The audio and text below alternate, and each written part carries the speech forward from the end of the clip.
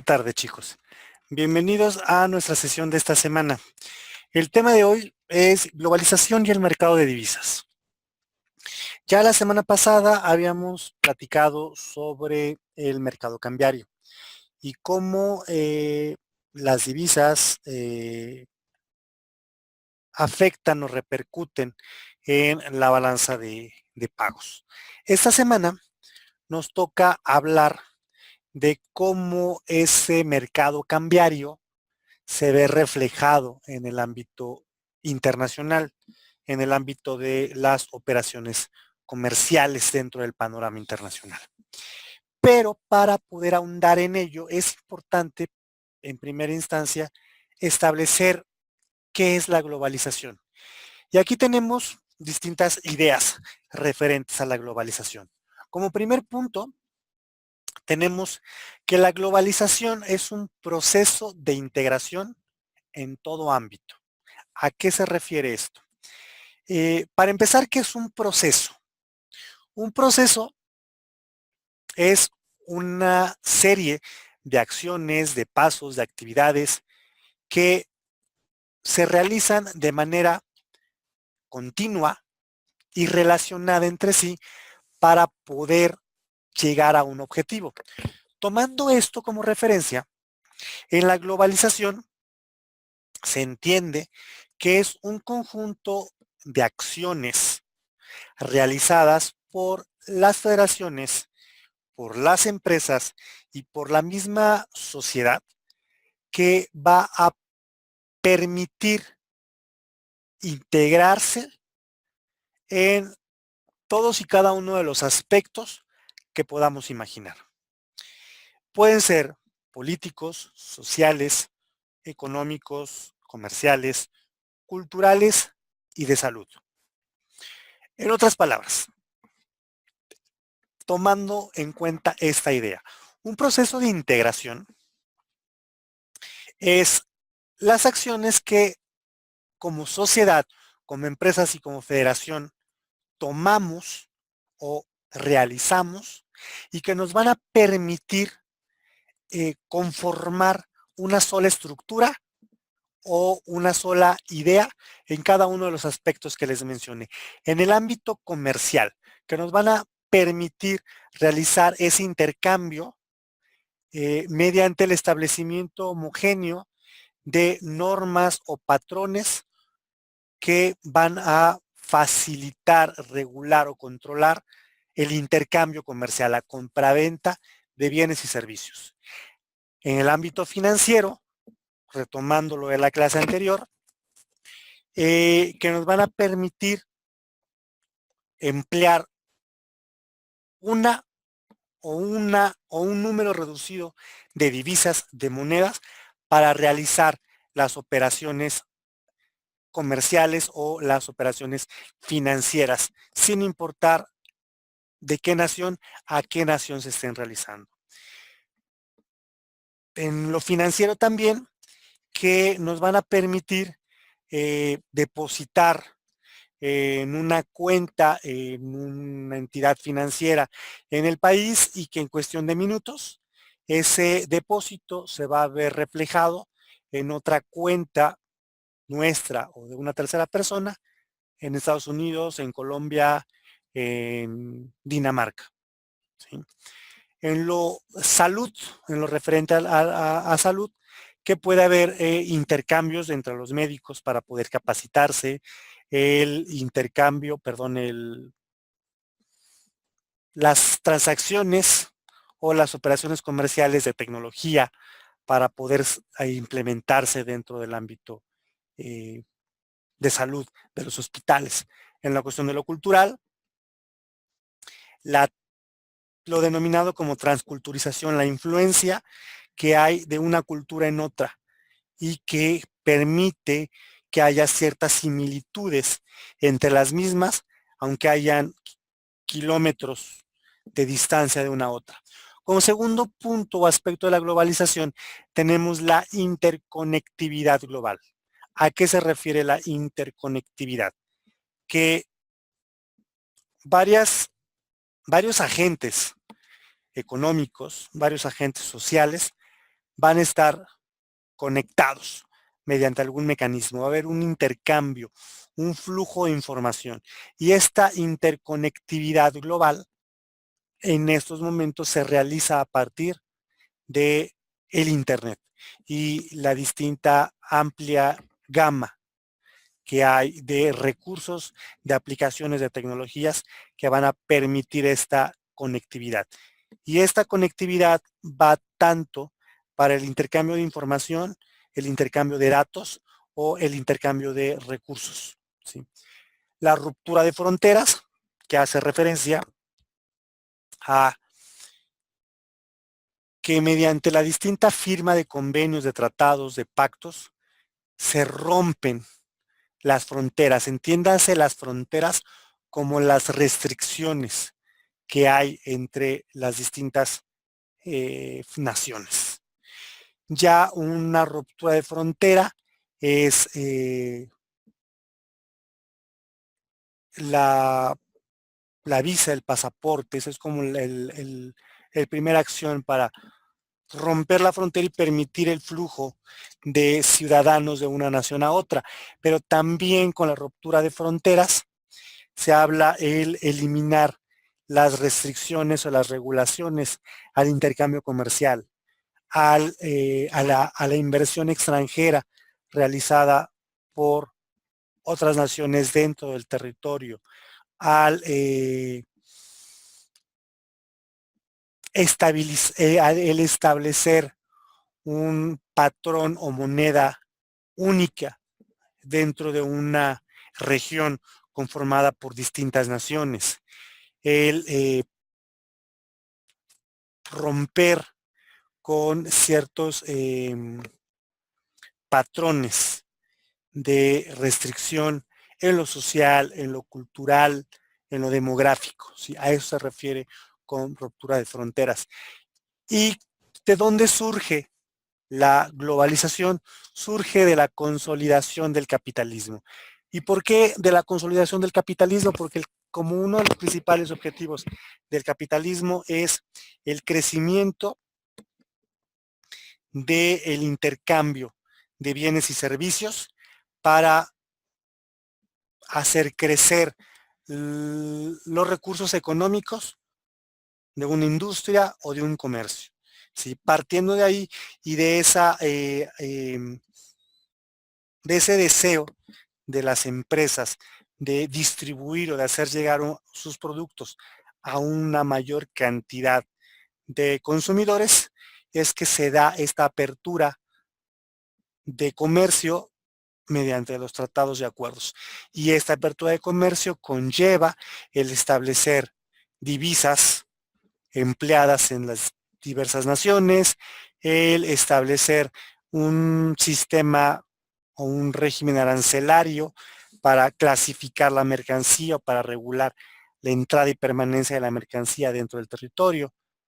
Y de igual manera, la globalización surge a partir de esta expansión o crecimiento que en las últimas décadas está teniendo el intercambio comercial entre naciones, en las cuales muchas empresas ya no se conforman con vender productos dentro del mercado doméstico, dentro de su territorio, sino que además de comercializar en el ámbito nacional, buscan vender sus productos en otras naciones, especializándolos quizás, lanzando productos exclusivamente para esos mercados. O simplemente ya no venden en el territorio nacional y exportan productos. Entonces, con estas ideas aquí mencionadas, entendemos que la globalización es el conjunto de acciones que permitirán un intercambio de información, de recursos, de mercancías y de servicios entre las distintas regiones o naciones ubicadas en el globo terráqueo. ¿Con qué finalidad? Con la de expandir el flujo comercial y el flujo financiero entre las naciones, ¿sí?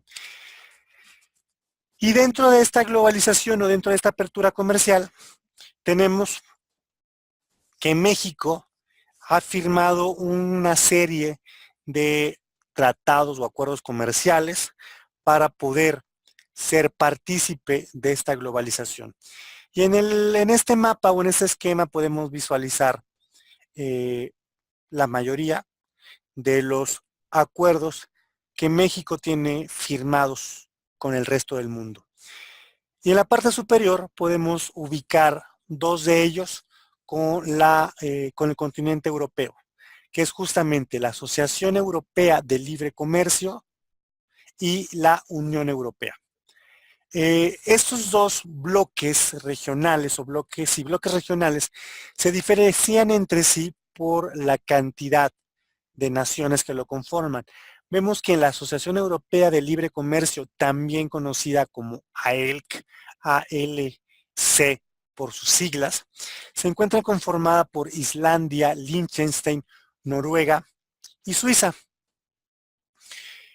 Mientras que la Unión Europea se encuentra conformada por 27 naciones, entre las que se encuentran Francia, Inglaterra, Dinamarca, Irlanda, Suecia, Francia, Italia, Países Bajos, solo por mencionar algunos. Y para diferenciar un poco las características que tienen entre sí. En la Asociación Europea de Libre Comercio vemos que son naciones pequeñas, naciones que principalmente se dedican a la producción y distribución de productos agropecuarios, productos no procesados, productos generalmente extraídos y conservados de manera natural, mientras que en la Unión Europea se encuentran naciones tanto industrializadas como en vías de industrialización, que cuentan con una o dos empresas. Entre las industrializadas podemos mencionar España, Alemania, Francia, Italia y algunas regiones de Reino Unido. Pero también podemos visualizar dentro de la Unión Europea naciones que son tanto extractivas como en vías de industrialización, entre las que podemos encontrar los Países Bajos, Holanda, Irlanda, Suecia, ¿sí? Más abajo, dentro del mapa, tenemos un acuerdo bilateral firmado con Japón y otro con Israel. ¿Por qué? Ok, los dos primeros acuerdos son multilaterales, que implica el prefijo multi, varios, diversos, y bilateral, que es únicamente entre dos naciones. En estos dos casos, entre Japón y México, y entre Israel y México. Mientras que en los pasados, hablamos en el caso de la EL con 4 naciones y México, y en el caso de la Unión Europea son 28 naciones, 27 europeas y México. A la derecha del monitor, a su izquierda de ustedes, podemos visualizar el Tratado de Libre Comercio con América del Norte, también conocido como Telecán por sus siglas en español o NAFTA por sus siglas en inglés, conformado por Estados Unidos, Canadá y México. Más abajo encontramos con el color morado ubicado el Tratado de Libre Comercio conocido como Triángulo del Norte, conformado por Honduras, El Salvador, Guatemala y México.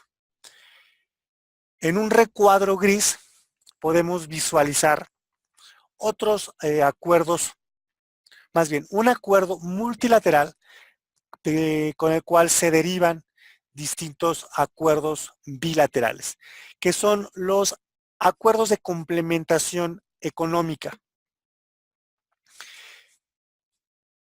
que son 6 los que se tienen firmados, 2 con el Mercado Común del Sur, conformado por distintas naciones sudamericanas, así como un acuerdo de complementación económica firmado con Argentina, otro con Brasil, otro con Perú y uno más con Cuba. Y por otro lado, a su lado izquierdo, tenemos acuerdos bilaterales firmados entre Nicaragua y México, Costa Rica, México con Bolivia, con Chile y con Uruguay. Y en amarillo podemos visualizar el G3. Se denominó G3 porque previamente se encontraba Colombia, Venezuela y México, pero actualmente únicamente se encuentra integrado por Colombia y México, aunque conserva su nombre. ¿Por qué Venezuela se retiró? Venezuela se retiró durante el sexenio de Vicente Fox, en el cual por una disputa política, Hugo Chávez decidió retirarse del Tratado de Libre Comercio y afectando así tanto a industriales colombianos como mexicanos, puesto que buena parte de las exportaciones realizadas, al menos por nuestro país, eran justamente mediante este tratado de libre comercio. Ahora bien, ¿cómo repercute esta amplia gama de tratados de libre comercio firmados por México con su participación en la globalización? Como vimos hace un momento, la globalización es un proceso de integración entre las naciones. Y este proceso de integración conlleva de manera principal el intercambio comercial y el intercambio financiero. Considerando esos dos aspectos y retomando nuestra sesión anterior, en ambos se ve inmersa la política económica y por ende el mercado cambiario. Y dentro de su asignatura, que es administración financiera, va dirigida a cómo administrar justamente los recursos económicos de la empresa en divisas, en cómo realizar las operaciones que habitualmente realizan la empresa como compraventa, pago a proveedores, pago de servicios, el pago de outsourcing o la contratación de outsourcing en una moneda distinta a la doméstica. Cómo efectuar y realizar la firma de convenios y tratados internacionales y cómo éstas repercuten en los contratos de compraventa. No sé si ustedes sepan, pero muchos de los contratos de compraventa son realizados de tal manera en la que en estos momentos estoy firmando el convenio, dando un anticipo, pero realizo el pago una vez que el distribuidor o productor me demuestra que la mercancía ya viene en camino, ya salió de su almacén, ya llegó a las aduanas de mi país o ya la estoy recibiendo. Y es en este aspecto en particular el definir o establecer dentro de la forma de pago si ésta se va a realizar en el valor actual de la divisa, en el valor que presentaba la divisa en el momento en el que se firmó el contrato, se va a pagar en el valor que se encuentra la divisa en el mercado en el momento en el que la mercancía me es entregada o en el momento en el que la mercancía es liquidada, es pagada, ¿sí? Hay ocasiones en las que se da un anticipo, se paga, bueno, por decirlo, se divide en tres el pago. El primer pago se da a la firma del convenio, el segundo se da al embarque o recibimiento de la mercancía y el tercer pago se da una vez que yo haya cobrado a mi producto. ¿Por qué una vez que yo haya cobrado? Porque actualmente ya no hay stocks o almacenes de producción en muchas de las empresas. Se trabaja con lo que es el JIT o Just in Time, por sus siglas en inglés, JIT, en la cual muchas de las empresas trabajan de la siguiente manera. Yo realizo un contrato de venta por la producción de 1,000,000 de sillas, realizo la compra de los insumos y materia prima para la producción de la silla, pero inicia mi producción en el momento en el que la mercancía va entrando a la empresa, ¿sí? Y así como va saliendo la mercancía de producción, se va empaquetando y va subiéndose al transporte para ser entregada a mi cliente. Eso es justo a tiempo, para reducir costos de almacén, costos de personal y costos de traslado, ¿sí? Entonces, al realizarse la producción mediante el justo a tiempo, también cambia o se modifica un poco la promesa de pago. Y en la promesa de pago es donde entra a qué tipo de cambio voy a realizar los pagos, a qué tipo de cambio voy a realizar el cobro en caso de que lo haya vendido. Y mis administradores deberán saber y manejar justamente cómo se emplea y cómo se realiza dichos pagos y la implementación o aplicación de los tipos de cambio, ¿sí? Ahora bien, México exporta una amplia cantidad de productos. Un ejemplo, unos ejemplos nada más por mencionarlos, tenemos que exportamos a Italia trigo duro, que es trigo sin procesar, y que nuestros principales productores se encuentran en Mexicali, con una exportación promedio de 3,5 millones de toneladas anuales, exclusivamente a Italia. Y ese es como nuestro mercado más fuerte, aunque podemos exportar a cualquiera de las otras naciones con las cuales tenemos convenio, que de hecho lo hacemos con Venezuela, aunque ya no hay un tratado de libre comercio firmado. Exportamos también este trigo a Francia. A Japón no tanto, pues está comenzando a exportar a Japón. Tequila. El tequila también es otro producto que exportamos a la Unión Europea y a Estados Unidos principalmente. Y aquí tenemos que aproximadamente exportamos 270 millones de litros anuales y que los principales están dirigidos a Alemania, España, Francia, Reino Unido. Sí, son como nuestros principales destinos en lo referente a exportación de tequila a la Unión Europea.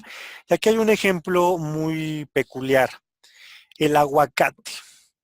No sé si recuerdan o si se hayan enterado que hubo un periodo después de la entrada, días después de la entrada de Trump a la presidencia de Estados Unidos. Nosotros somos exportadores de productos agropecuarios y entre ellos exportábamos una gran cantidad de aguacates a Estados Unidos.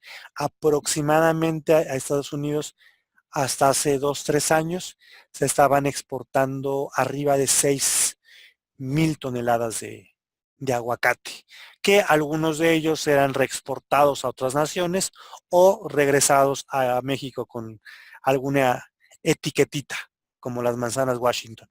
Pero bueno, exportábamos una vasta cantidad de aguacates de Estados Unidos.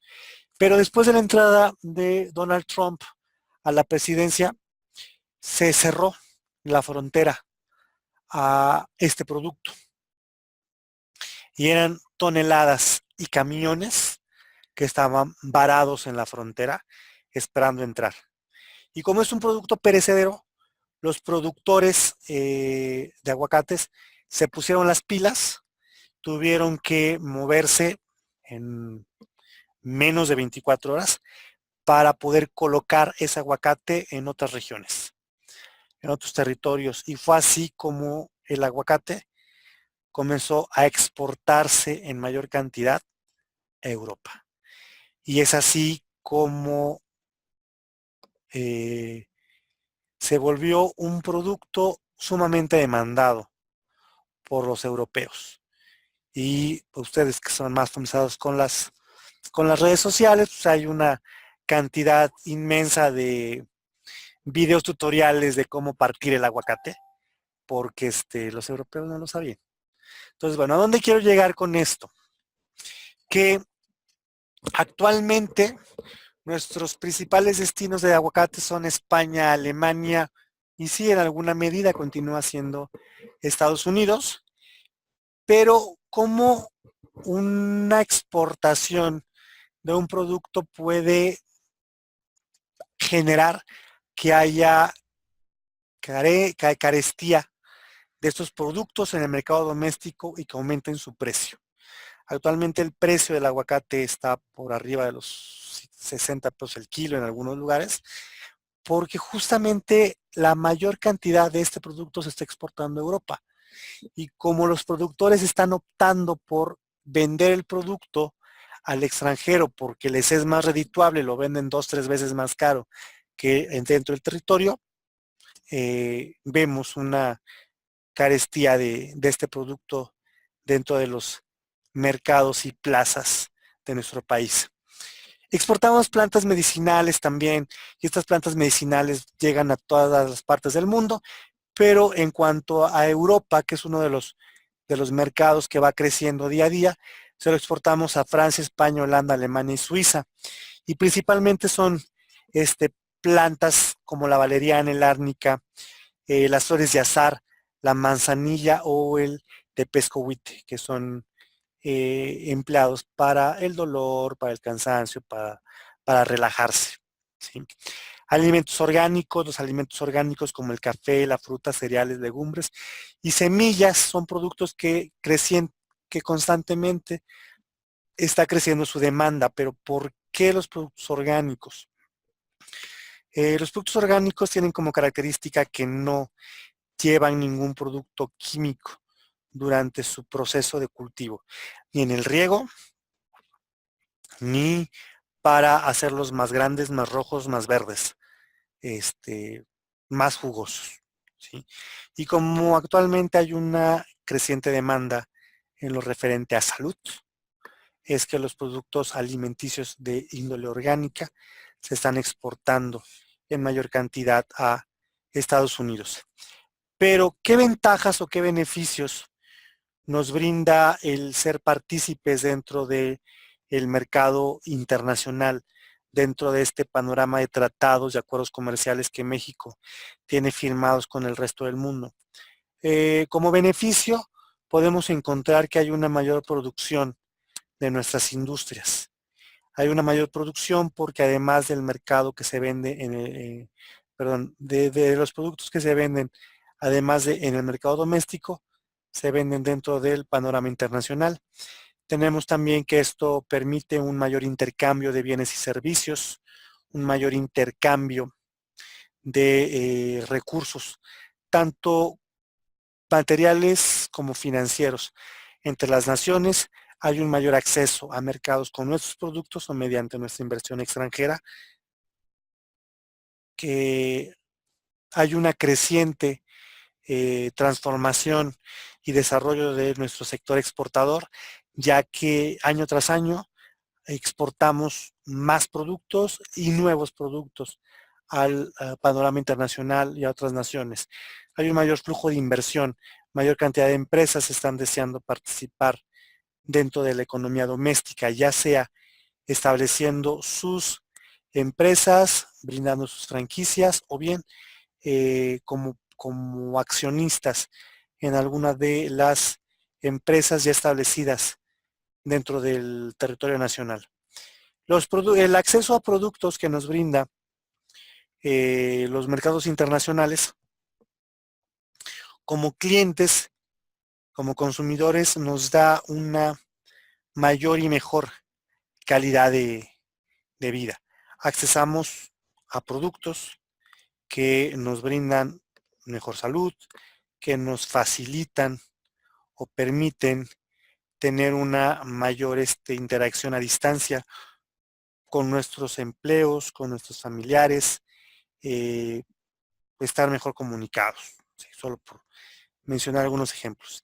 Pero también esta creciente participación en el panorama internacional nos da algunos riesgos, y estos riesgos son conocidos como riesgo político y riesgo económico.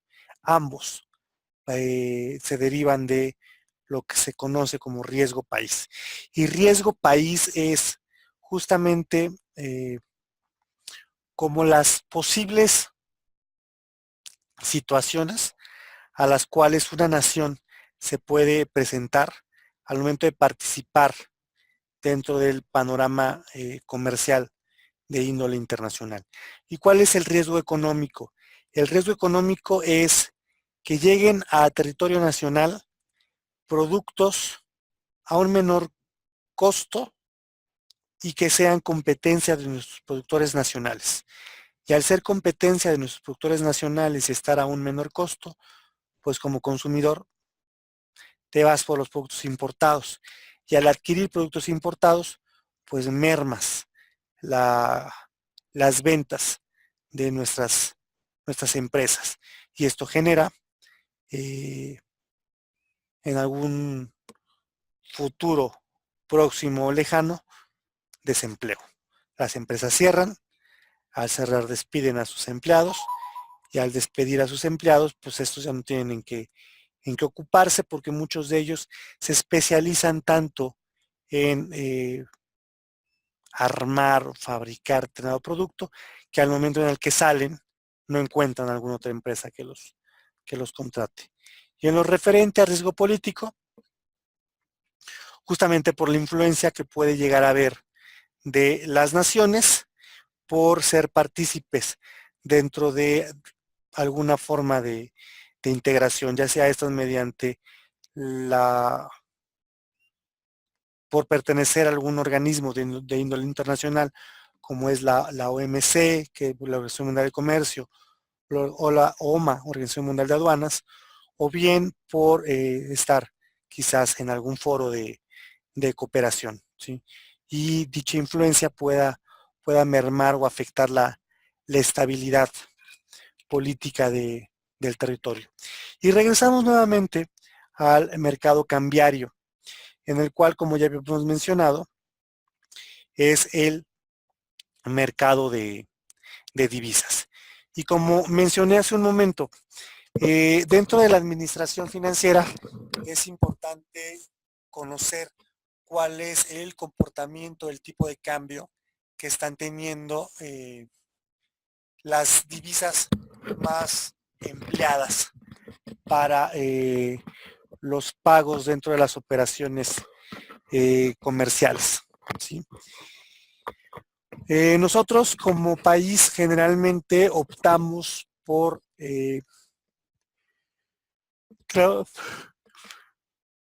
trabajar con el euro al realizar operaciones de manera específica con la Unión Europea, pero aún, eh, por, aún en esa situación de ser naciones europeas, muchas de ellas también trabajan con el dólar.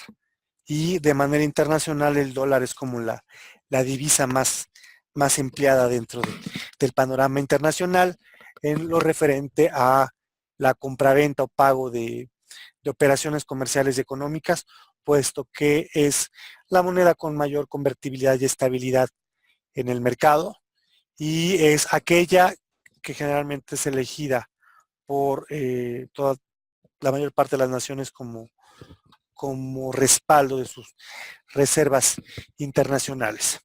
Y acá tenemos que el mercado cambiario o el mercado de divisas o Forex, que es determinado por el tipo de cambio, participan tres agentes, lo que son los individuos, los bancos o las casas de bolsas o firmas que compran y venden las divisas o monedas extranjeras.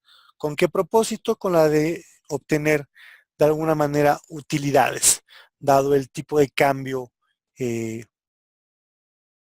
válgase la redundancia, volátil o cambiario, que se da, cambiante. ¿Sí? Dentro del tipo de cambio tenemos tres que ya los habíamos mencionado hace una semana. El tipo de cambio fijo, el híbrido controlado y el flexible o flotante. El patrón fijo es aquel que se establece desde un principio en el contrato. Si no hay fluctuación o cambio de este, sin importar cuál sea el comportamiento de dicha divisa en el panorama internacional. El híbrido controlado es aquel en el que se establece de igual manera dentro del contrato de compraventa cuál va a ser el patrón el cual se va a realizar el pago de la compraventa sin importar el tiempo o el plazo, así como el valor que éste tenga en el mercado. Y por último, el flexible o flotante, que es cuando en el contrato de compraventa se establece que se pagará al tipo de cambio establecido en el mercado. Bien, chicos, de mi parte es todo por esta semana. Fue un placer darles esos dos temas y nos veremos más adelante. Que tengan excelente tarde.